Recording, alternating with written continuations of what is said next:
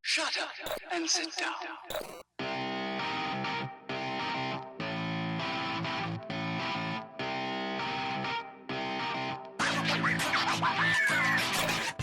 Hey, and welcome to the Freja MMA podcast, where it doesn't matter if you're a casual fan or a championship fighter.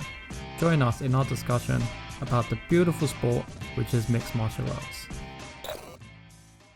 Hey, and we're back with another Freja MMA podcast. I'm Reza.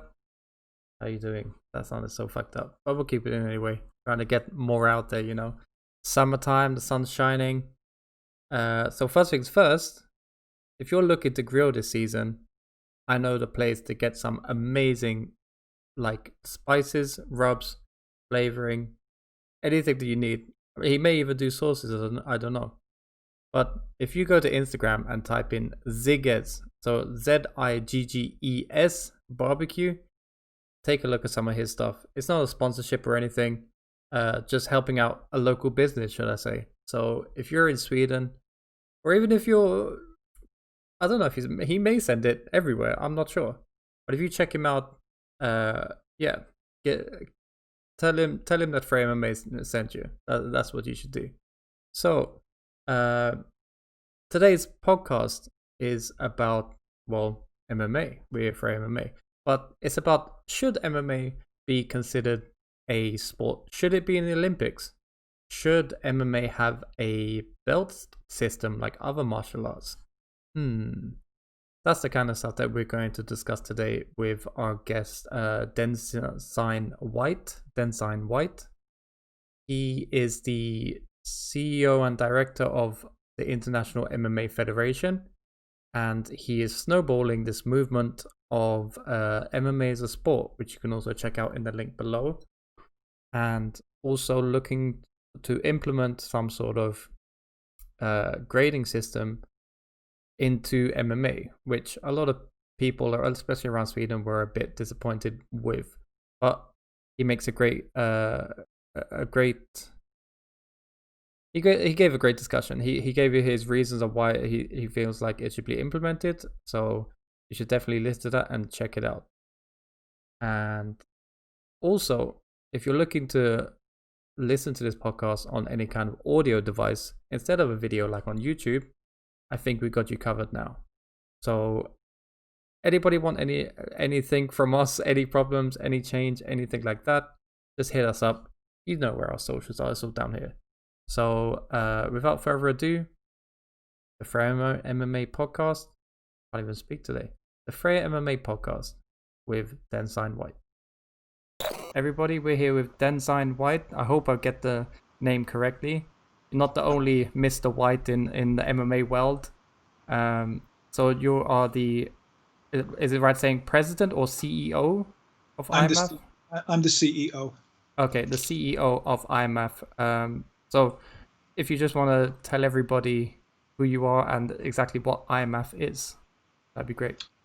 Okay. Well, I'm the CEO of IMMAF. I joined the organization in 2014, November.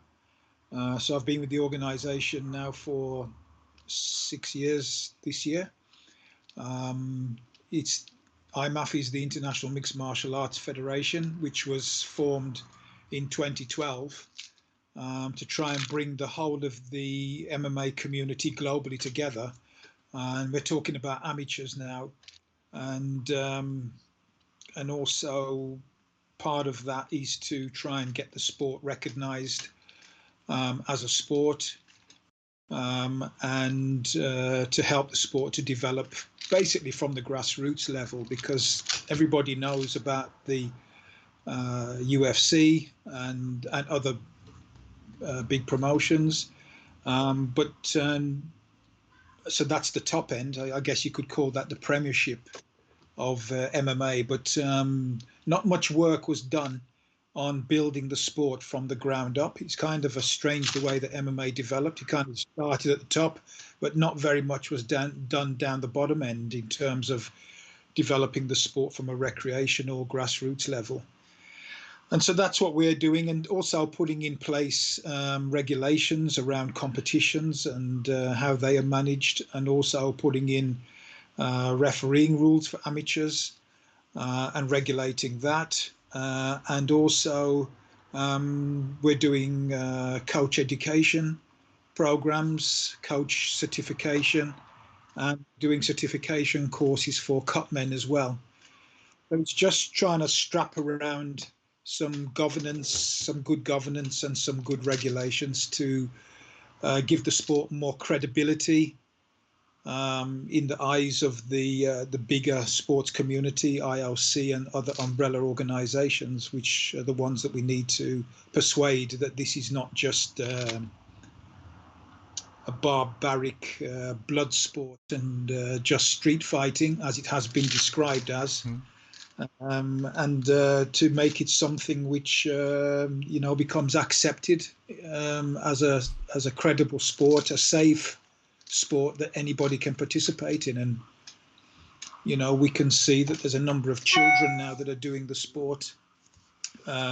Women are in the sport as well, and it's becoming more and more attractive to lots of different groups of people of all genders and ages. And it's just growing phenomenally around the world. We have membership across 5 continents. We have more than 100 members covering Oceania, Africa, Asia, Europe, Pan America, North America. So yeah, it's continuing to grow very, very quickly. Well, I guess that's great for the amateur scenes, like you're saying. I mean, to give my own personal experience, the first thing that I saw of MMA was the UFC, and it maybe wasn't until 5 or 6 years ago that I heard that there is actually a world championship in like amateur MMA.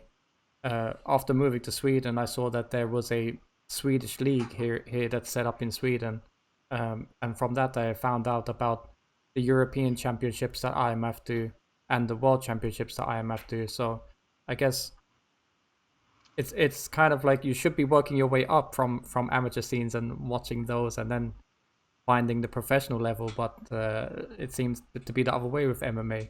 Why do you think that is?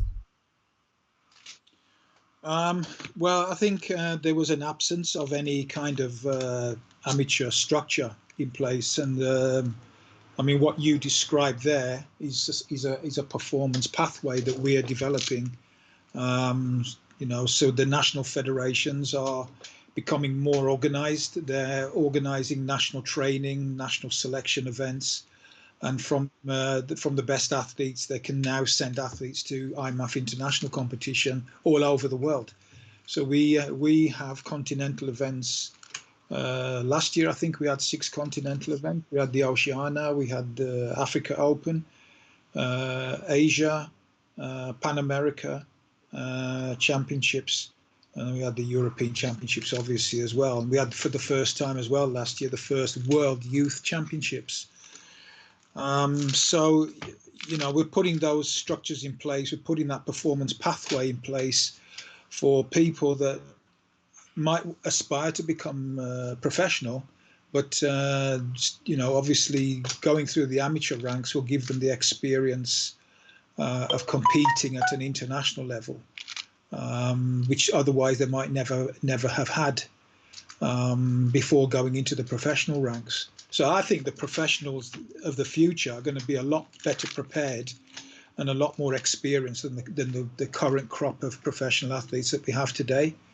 That's our hope anyway. We want to see our athletes going through to the professional level and making their mark there as well. So you just spoke a bit there about the first ever youth championships. That was it last year that was the first time? Yes, we did that last year, last August. Okay. So really amazing event.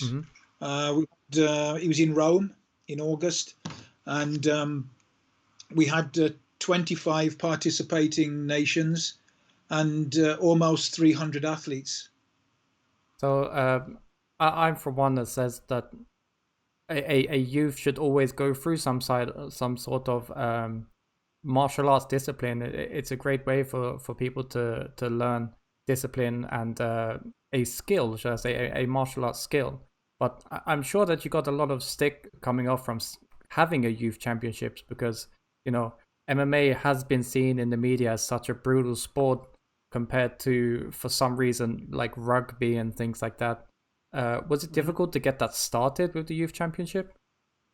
No, it wasn't difficult at all. It took a bit of time to agree on the rule sets for the youth because, of course, we wanted to make it as safe as possible. Mm-hmm. And so there was a lot of discussion about whether there should be headshots or whether there shouldn't be headshots. And in the end, we came down on the side of having no headshots, no strikes to the head, either from kicking or punching. And they were only allowed to strike the body on the ground, not the head either. So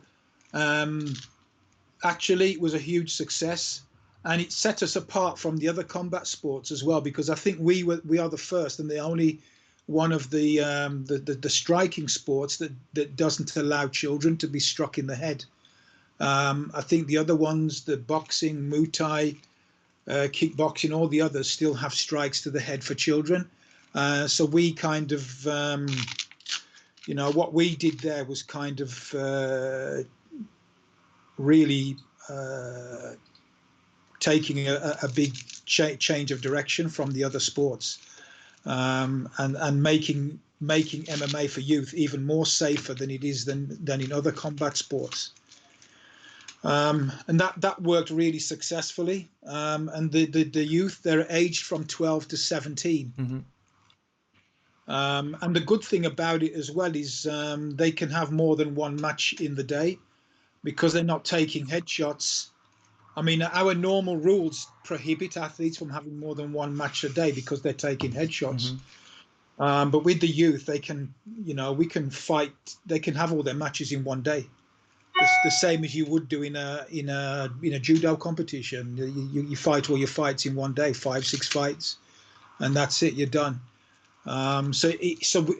We can compress the youth event actually into a weekend, which we can't do with the senior events. We need Mm-hmm. 5-6 days for a senior event because they have to have, if it's a pool of 32, they need 5 days of competition. Okay. And I'm assuming with the youth competitions as well, there isn't any kind of weight attribute in it. Is it more of an age group that you compete from, or is it a age class? Oh, not sorry, a weight class in the divisions. It's age and weight. Okay. So you've got it's banded. So the bands are 12 and 13 are banded together. Mm-hmm. 13 and 14, I think, are banded together, and 13, 14, 15, no, 12, 13, 14, 15, 16, 17. Okay. 3 bands. Okay. Well, that sounds great, and obviously a great start to what can be a future MMA star's career as well, to be a IMMAF youth champion as well. I mean, that sounds great. So let's get on to the topic that is the hot topic at the moment, and that is the movement that's going through not only IMMAF's social media, but a lot of big fighters' names as well, and that is the MMA is a sport movement. Could you explain a bit on how this came about and what is the goal that you're trying to get to? Yes, it really came about because out of our frustration, I suppose, at the lack of progress that was being made with our applications to become a recognised sport in the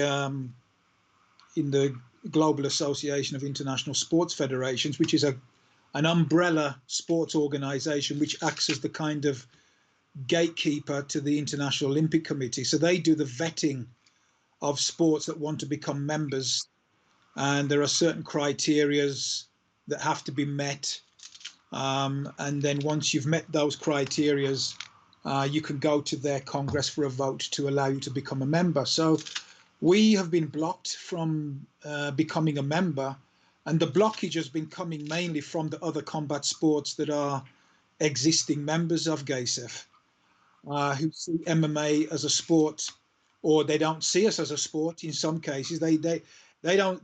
I've heard it said to me that MMA is not even a sport; it's just entertainment. So we've got the challenge of persuading these people that MMA is a sport, it's a safe sport, and is deserving of recognition.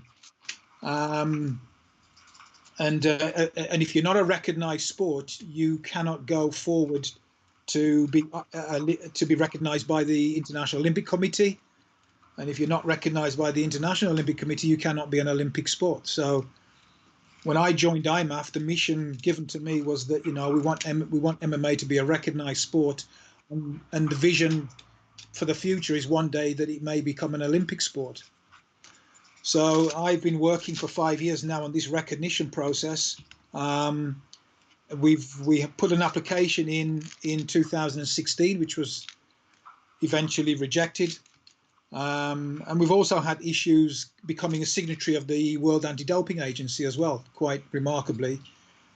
You'd think an organisation that was concerned with athlete welfare would welcome an application from an international federation trying to promote clean sport. But again, politics crept into that decision making, influenced by the same umbrella organisation that's been rejecting our application since 2016.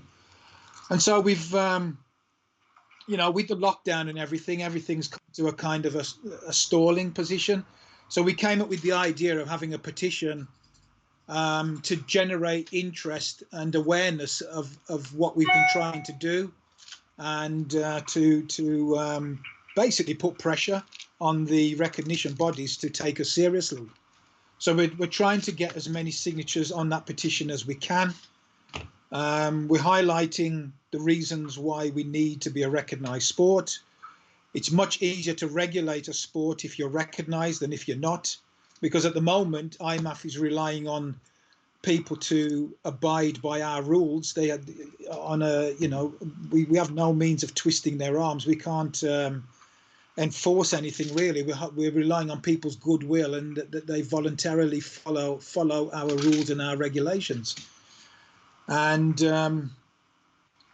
but if you're a recognised sport, you do have a bit more teeth to enforce your rules, because you've got a global organisation, recognition organisation behind you. And also the other important thing about being recognised and regulated is that it makes it easier for our national federations to also themselves to be recognised by their governments or by their National Olympic Committee. And that's really important, especially, you might have seen recently that MMA has only just been recognised by the government in France, and it was illegal until recently to put MMA events on in France. Yes, I think it's the same in Norway as well at the moment. Yes, I think a change has taken place in Norway recently, but I think there are still restrictions. But this is what I'm talking about, and there's lots of countries that don't have a ban on MMA, but at the same time they don't recognise it either. It's like that. It's like that in England. Yeah. The sport's not banned, but it's not recognised. So, like you were saying about, I'm sorry, what was that? And that's very dangerous for our sport. It's very high risk. Not being recognised is quite dangerous. Yeah, I'm sure that if you have some promoters that are going against the grain and doing their own rules and not having a governing body to steer them in the right direction, that could be very bad for not only the fighters that are taking part in that event, but the sport in the whole as well. Because if the media gets a hold of it, then it will be pointing the finger at everybody as well. Of course, and we know that politicians are very reactionary. They're very knee-jerk, and they, once public opinion turns against you, you're going to be in a very bad place. So I think it's critically important that we get our sport recognised, and that's why the petition is very important. So we're trying to get 100,000 signatures on the petition, at the moment we have around 14,000 after a couple of weeks. So we hope that within the next 2 or 3 months we can reach that 100,000 number. I would encourage people in the sport to sign the petition. I would encourage all of our federations to get their membership to sign the petition, because it's very, very, very important. Yeah, I mean, it really has been rolling as well. I think when I signed it, it was at around 300 signatures or something, and like you said, now it's in the thousands. There will be a link down below, whatever platform you're watching or listening to this podcast for. So there will be a link that you can click and sign it as well. Yeah, we need more signatures from Sweden. We published a table online the other day which shows where the most signatures are coming from, and Sweden is not even in the top 10. And that surprises me, because Sweden's supposed to be one of our strongest federations and one of the most successful nations in the IMMAF championships. Yeah, and yet we've got so few signatures from there, which is strange. well, hopefully with this podcast, it will help something. So, but speaking of bringing MMA to the Olympics as well, if I look through the list of combat sports that are in or have been in the Olympics, you have boxing, judo, taekwondo, wrestling, and what should have been the Olympics this year but will now be next year, they would have brought in karate as well. So what do you think it is that they see MMA as something different to these band of combat sports? Well, they say that the things that I've heard said is that obviously it's not properly regulated, it's dangerous, and they say that I've heard it said that it's just street fighting, and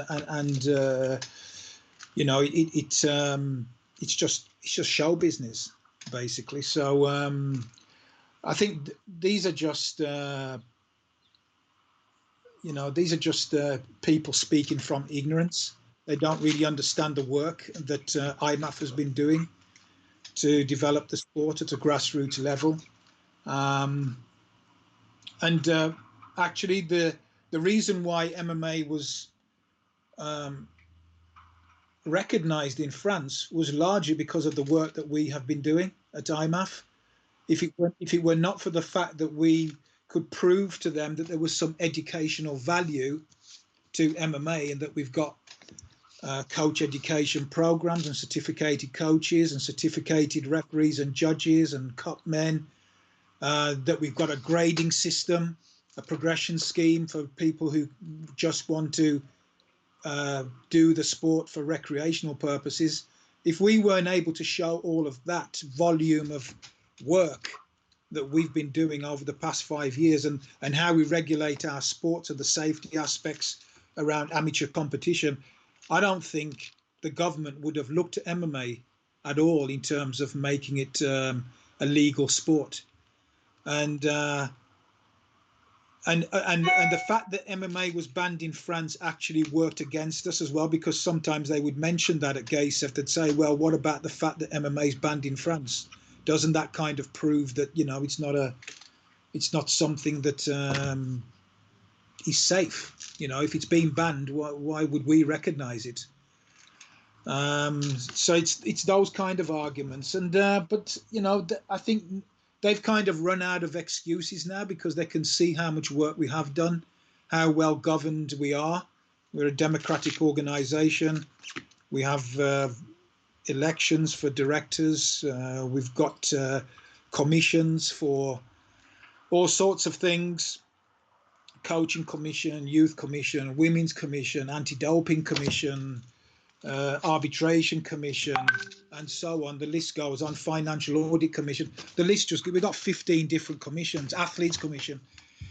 So we're very well governed.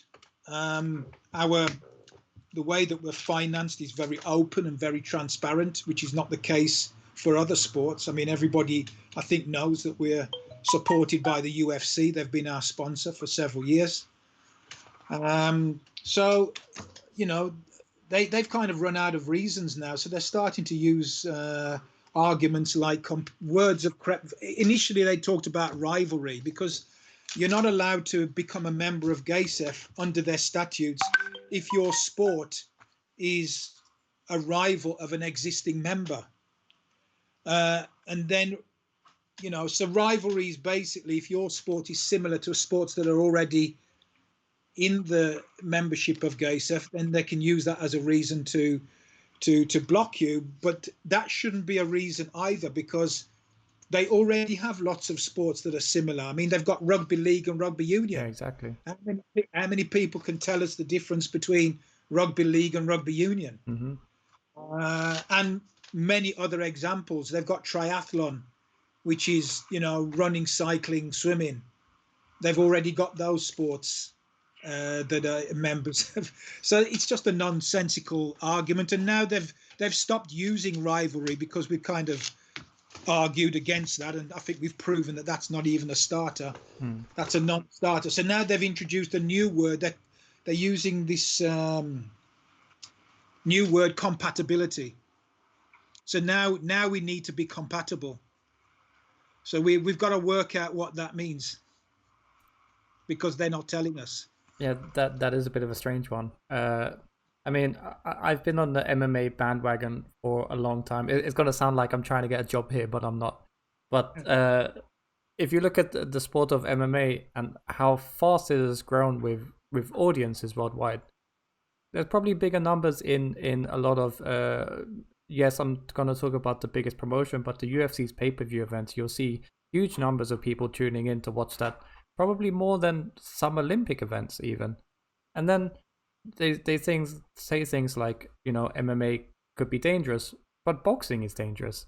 Most of the combat sports in the Summer Olympics can be dangerous. It's just a thing of, like you're saying, regulation and having the right people that are guiding it. And I'm sure that you could say that a huge part of the IMMAF is former competitors, former athletes. There you have Mark Goddard that is looking over the officiating, which is one of the best referees that I have seen. You're also a former athlete. You're a former judo athlete.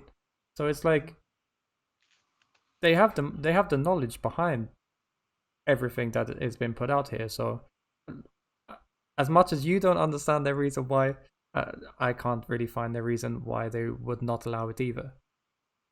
I can tell you the reason why. I know the reason why, and it's the reason that you'll never hear from them. They're afraid. They're afraid of MMA. They're afraid of the popularity of MMA. They're afraid of the exponential growth of MMA. And they're afraid of losing athletes to MMA. You mean as if like Olympic boxers that will then move over to MMA or things like that? Yes. Yeah, and also I think they're possibly afraid that MMA could be an existential threat to them. Especially they're afraid that they could maybe even lose their Olympic status if the IOC decided to put something in place of their sport that was perceived to be more dynamic and attracted more TV audiences. Obviously MMA does, without a doubt. So I think, and there's vast sums of money involved here. You know, if you're an Olympic sport, you're receiving Olympic dividends from the IOC after the Olympic Games based on, you know, your classification, which tier you're in. The most popular sports get more money. So, you know, but, you know, the worst sport is probably still getting several millions from the IOC. And the best ones probably getting, you know, in the tens of millions. So there's a lot of money at stake there, and some of these sports rely on that income, and they're not going to do anything to help MMA that's going to jeopardize their position. And then what you also have, So that's the position of the ones that are already in the Olympic program, and then you've got those that are not quite in the Olympics yet but want to be. So you've got Sambo and you've got Muay Thai, which have just been recognized by the International Olympic Committee. Yes, I was just going to say about that, because Wushu Sanda was in one of the runnings to be in this Olympics now. It was one of the games that they were looking on bringing into it, but I think it was outvoted to wrestling, if I'm not mistaken.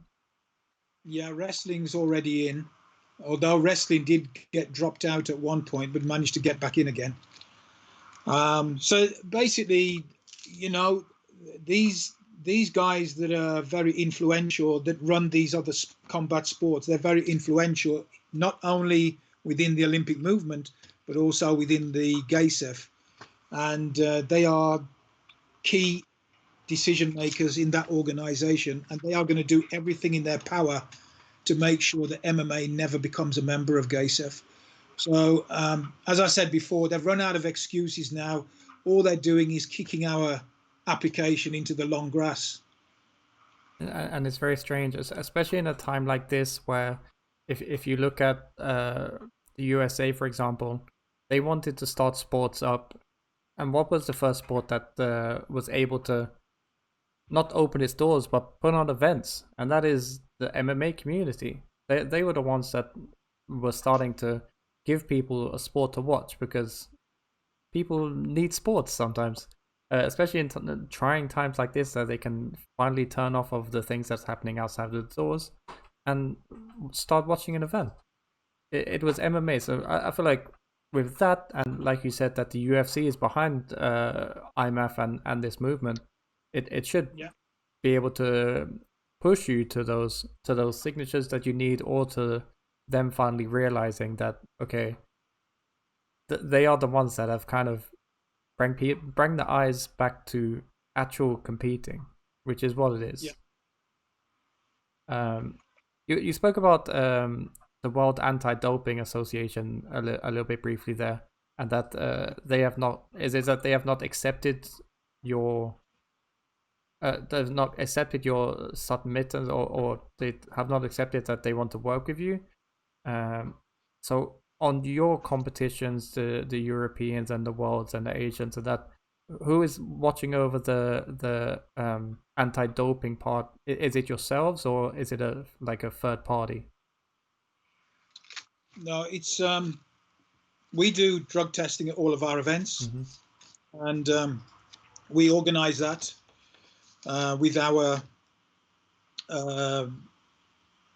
we have someone who works with IMMAF called Michelle Verrocken. She's a world leader in the area of anti-doping, and she organizes all the drug testing for us, and she makes all the contacts with the accredited WADA laboratories in whichever country we are taking our events to, and you know, she does all that liaison with the laboratory, with the collection agencies, and so on. And she does all the follow-up work. If we do have positive cases, she's the one that handles all those cases and all the correspondence between IMMAF and the athletes concerned. And she does an excellent job with that. So we do, even although we're not a signatory, we're still running an anti-doping program. As I mentioned earlier, we have an anti-doping commission. We got a therapeutic use exemption TUI panel, and you know, that's running really well. We're testing at all of our events. We've got some out of competition testing as well. We'd like to do more of that, but it's very, very expensive to do out of competition testing. We're trying to encourage our federations to take on that responsibility, and then we could just, you know, do all the in competition testing. And we've also done some education as well, educational training. Michelle has delivered training for coaches. She's done stuff at our technical seminar that we hold every year. And we used to provide a bit of training at the event itself because we've got everybody there for a week. So we thought we'd take advantage of that situation, having all the coaches there. But that wasn't working particularly well because the attendance wasn't very high. I think the coaches just didn't want to be bothered with the training while they were in competition and looking after their athletes. So we're kind of doing the training as standalone, and we're probably going to start doing a lot more online training as well. So that's one of the things we have in the pipeline to do. I guess with the amount of countries that you said is part of the IMMAF and their associations, I guess that is the easiest way to get around to everyone. Yeah. And we're still optimistic that we're going to become a signatory of WADA. We have been having dialogue with them. We've got a court case against them in the Swiss courts. But that's kind of Switzerland's on lockdown at the moment. The courts are closed, so nothing is happening there probably until the autumn. But we're hoping that we can come to some amicable agreement with WADA before there is any need to go back to court again. And there's been some movement there, and I get a sense that there's more of a willingness at WADA to do something to help us to become a signatory than the help or support we're getting from the other umbrella organisations. And WADA are keen to. WADA don't want to get involved in the politics either in their decision making, because really they should only be making a decision on whether an international federation can be a signatory based on the merits of your application. And if you're doing all the right things in terms of anti-doping, then I don't see why you shouldn't be a signatory. We're trying to create clean sport and protect our athletes. Why shouldn't we be a signatory? Why should politics come into the decision making? It shouldn't.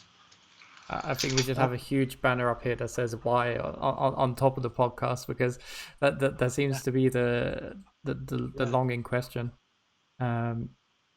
So as I said, I will put a link down below for everyone to sign the petition, and with what you're saying about the World Anti-Doping Association, if that works out fine after this, then that is great news as well. Yeah. If we could just talk quickly about a bit of a news story that went around, at least in the local scenes of Sweden as well, and that is that IMMAF was looking to bring in a grading system into mixed martial arts, and I know it's had a lot of mixed reviews with the trainers and the fighters, and that you was looking to go back and maybe, I don't know if you was going to have a reassessment on that. Could you bring up any new updates on how that's going? Yes. Okay. I need to explain the background to it, I suppose, a little bit. When I started with IMMAF 5 years ago, I proposed to the board that we should have some sort of a grading system, a progression scheme, which I think is really important for combat sports, for the development of the sport. I think it's good for, especially at recreational level, because what you need to understand is that not everybody who does MMA is going to fight or even wants to fight. Some people come into combat sports, not just MMA, for all kinds of different reasons. Some people come into the sports because they want to make friends. Sometimes they want to build their confidence. They want to do it for self-defense. It's just a social. They do it because it's a social thing. And other people come in because they want to. They're competitive, and they've got dreams to be the next Conor McGregor, if you like. And so so there's all. MMA and combat sports is a broad church of people, and all participating for different reasons. And the other thing is this: combat sport is quite hard. It's very, very hard. It's not for everybody, and We've also got lots of children now getting involved in the sport, whereas before kids might have gone to other traditional combat sports. They're now coming directly to do MMA.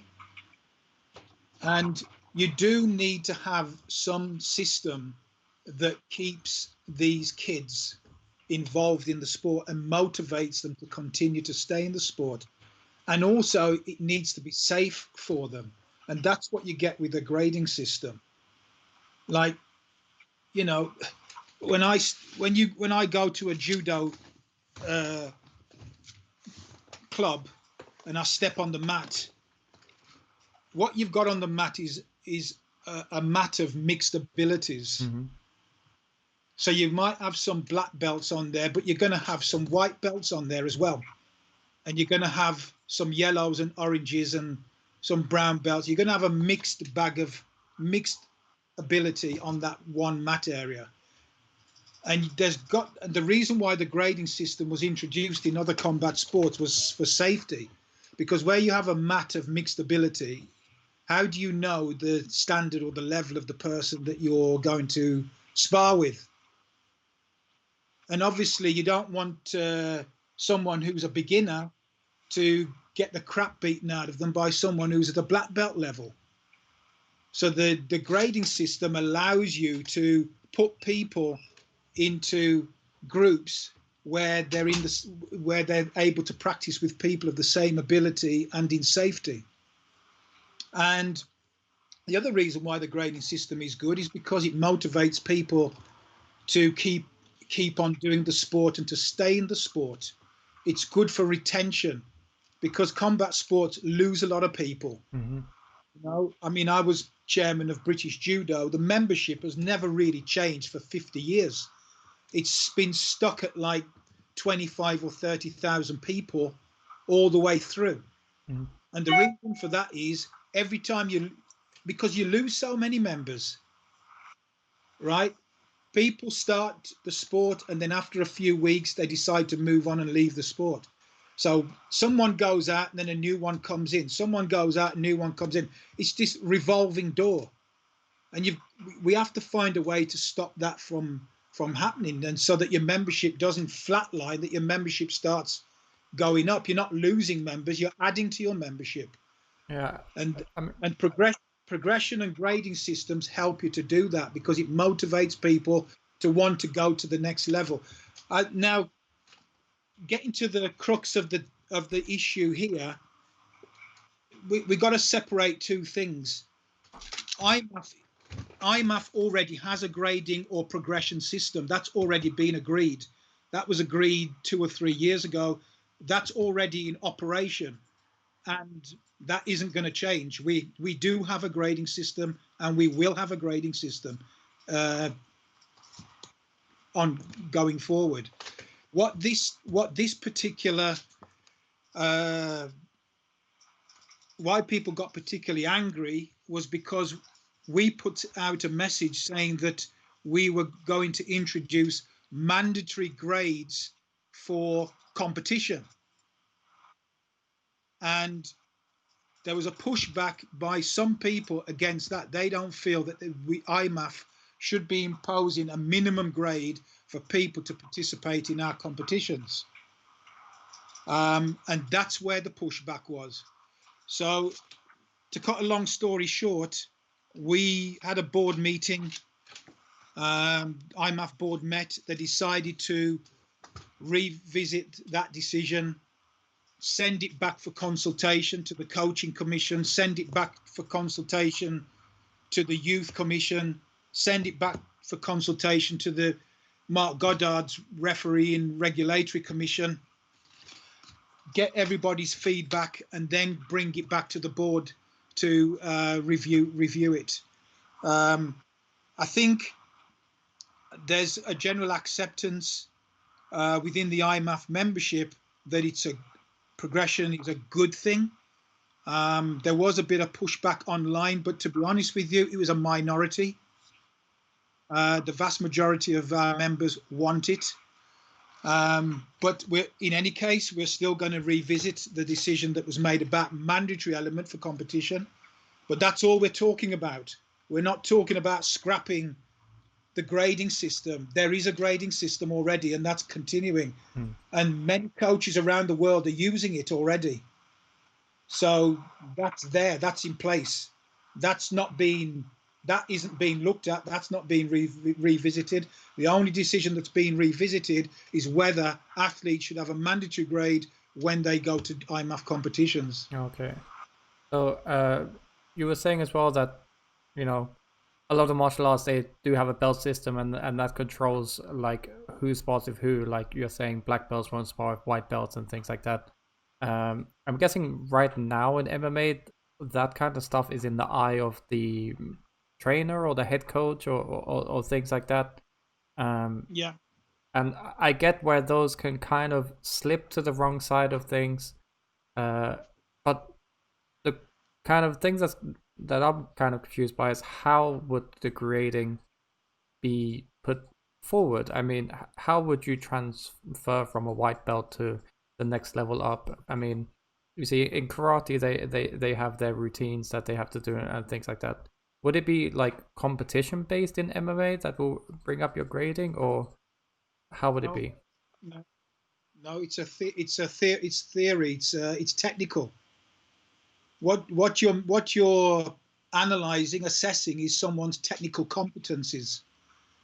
So each color in the grading system, there's a set of techniques that the person has to be competent at demonstrating. And that can be a combination of kicks or punches or whatever else. And as they move through the progression system, it gets progressively harder, or the degree of difficulty increases as they move through the different colors. I think some of the people that are upset about it, they've been, they're using the word belt. It's not a belt system. Okay, it's like a belt system, but it doesn't have to be a belt. That's the point. But they know that when they start using the word belt, they're going to get an emotional response from people because they don't want belts in MMA. Well, nobody said you had to have a belt. In France, they're using a wristband, and when you reach black, you get a black wristband, a bit like my watch band here. And all the other levels are in. You start with a white wristband and work your way through. In Italy, they have like a sash, like a sleeve. In other countries, they can use rash guards. Maybe you can implement something on the gloves, kind of thing. Could use the gloves. So every country can do it how they want. We're not saying it's belts. It's the people that don't like it that are saying it's belts because they don't like belts. They actually don't want any progression scheme at all, which to my mind is nonsense. How do you expect to grow the sport and grow membership if you don't have some kind of progression scheme? How do you measure the technical competence of someone that wants to be an MMA coach? Remember, when I started with IMMAF, there were no coach qualifications. I asked the question almost on day one, how does someone become an MMA coach? And I had all these blank faces looking back at me. There was no system for becoming an MMA coach. Yeah, I see what you mean there. It's just mostly former other martial art coaches or other martial art athletes that then just come into it. Yeah, everybody was bringing across their qualifications from other disciplines. If MMA wants to be its own sport, we have to have our own qualifications and our own system. Yeah, I completely understand. You can't bring your I can't bring my qualifications from judo and call myself an MMA coach because I'm not. I'm not an MMA coach. I don't know how to teach MMA. I know how to teach judo.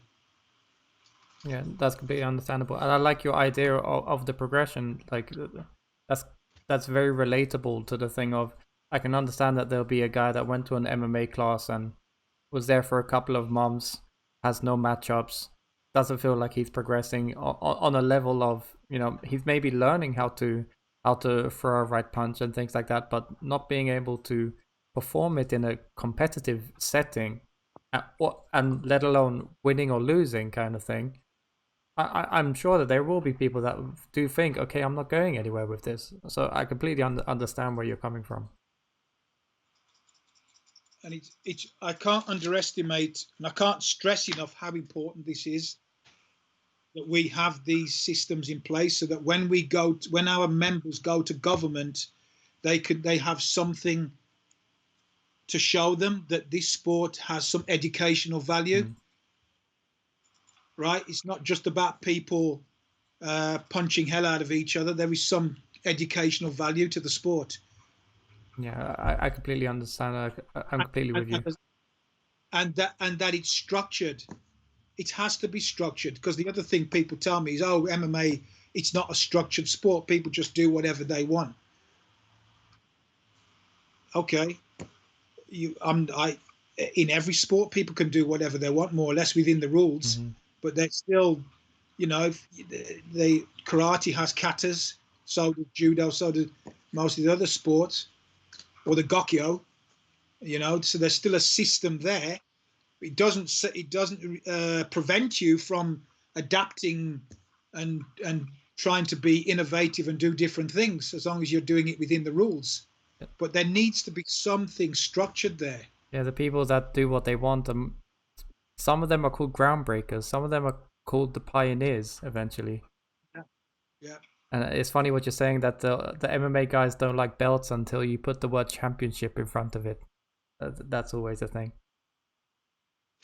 Yeah, I mean, look, when my kids were little and I took them to swimming, the reason why they wanted to keep going back, because sometimes they didn't want to go swimming, but at the end of the swimming lesson, they got a certificate because they swam 5 yards. And they wanted to go back for the next lesson because they wanted to get the 10-yard certificate. That's what kids are like. Kids need to be rewarded, right? Some of these coaches might be, they might be so fantastic, and their personality alone might be enough to bring people back. But, the other good thing about the progression scheme is that it actually gives the coach a lesson plan. Because if he's following the progression scheme, he actually knows what his students should be learning every week to get them up to the level, to get the color that they're aiming for. So he's actually got a lesson plan set out for him. He's not making up the lesson as he goes along. And that is also what that does. It prevents coaches that are not competent or inexperienced from teaching techniques to a student who just started the sport in week 1, at teaching them a technique that they should be learning in week 12 or 6 months or 1 year down the line. I guess that's what they're saying about people being too freestyle in this sport. I mean, there isn't really a set plan of how you're supposed to learn mixed martial arts, I guess. Well, we have it now. Well, I would like to see. Of course, I'm with you with this idea. It's sounding great. I would like to see it implemented and see how the system is working. But if you download the IMMAF app from the Apple Store, you'll see everything. I'll do that straight after this podcast. Yeah, you'll see it's all there. Right. And it's a fantastic learning tool. It's got videos of all the techniques on there for each of the levels. The coach can communicate with the student can communicate with the coach. He can show his techniques through a video and send it to the coach. The coach can mark the technique online. It's amazing. It's an amazing tool. Well, there you go, everyone. Download that as well. So I'll try and get a link for that and put that down in the description as well. But Densign, thank you very much for your time. Thank you for clearing up a lot of the questions that we've been having as well. I wish you so much luck for this MMA as a sport movement, the Olympic Committee, and the grading system. All the best to you. I hope you stay safe, and I hope we'll see each other again in the very near future as well. Raza, thank you so much for giving me the platform. Thank you very much.